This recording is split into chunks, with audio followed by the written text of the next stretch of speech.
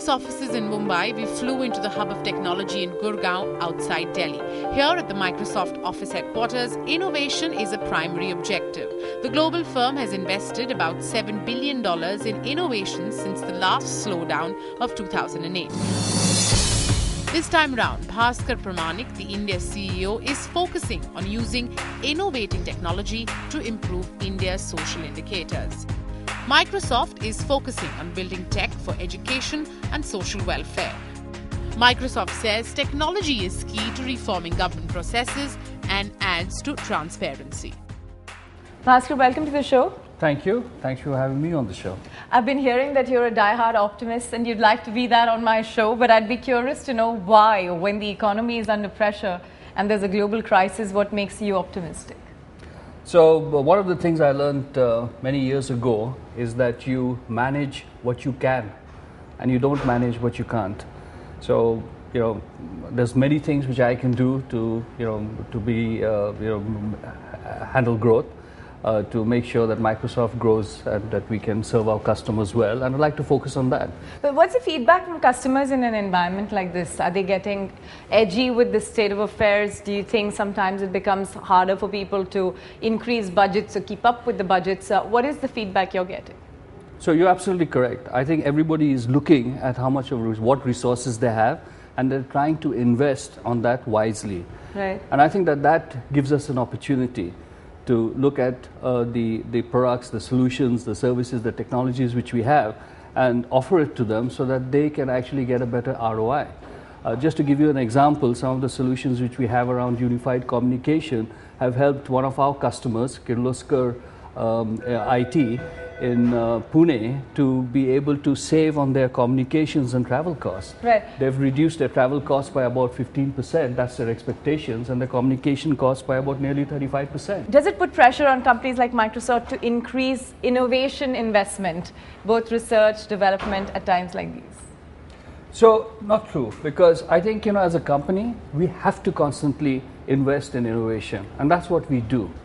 So whether it is good times or bad times, we've constantly made sure that we've invested wisely on innovation. Mm-hmm. So look at the last couple of years, from 2008 onwards, we've actually invested much more. Today, we're investing close to about $7 billion a year just on innovation, on making sure we have the next set of products and technology. So use the slowdown to your favor. Absolutely. So to me, the slowdown is an opportunity to gain market share. And I can tell you that if you look at what we are going to be introducing into the marketplace over the next 12 to 18 months, it's tremendous because we invested in the bad times. I see. And we're going to see the fruits of that labor over the course of the next 12 to 18 months. I think the opportunity for using innovation in a developing country like India is huge. And don't forget the fact that in India we actually have two countries. We have the developed and we have the developing.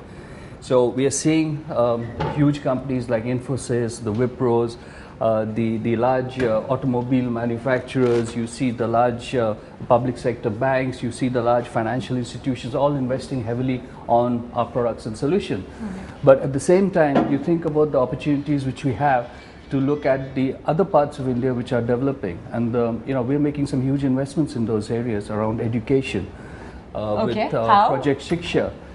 We believe very clearly that one of the ways which we can contribute to any country which we are in is in areas like, for example, digital literacy. The opportunity seems large, but implementation of most of that innovation is much harder in an economy where it's a rural fabric, where there's still much less penetration of whether it's computer literacy or literacy in general.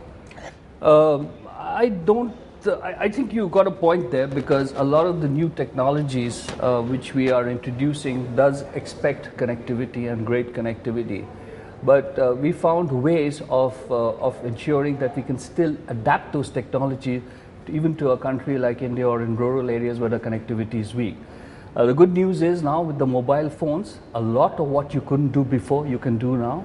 Yeah. So in areas like education or the areas like financial inclusion, the mobile phone is going to play a much more important role. So I think the genius of India is the fact that you can take global technologies, global innovation and adapt it for the Indian situation. So I think there is still scope for a lot more scope for that in India. You know, the macro picture has most CEOs in India saying, let's get more reform on track. Do you think technology could play a critical role in getting the reform process in India kick-started, or perhaps speed it up a bit? Well, I think we need a lot of reform so that we can get more of our technology into play in India. So I think, you know, technology can play a role in terms of helping kickstart the economy from a growth perspective. I think that's really where technology can play a bigger role. Has India somehow missed the bus on creating a larger IT infrastructure for its own self? Do you think, for example, today if we reform the government processes using technology, we may be miles ahead than where we are today? I think the government has made some huge, investments, and they've made some huge progress in improving transparency in terms of, and also in terms of e-governance. And some of the applications of technology which the various central or state governments have done over the last so many years, I think are examples of what other developing countries can also use. I'll give you a good example. Cloud technologies, that's the buzzword. Yes. And even in the advanced countries, they're having a tough challenge in trying to figure out how they can use the cloud technology in terms of e-governance.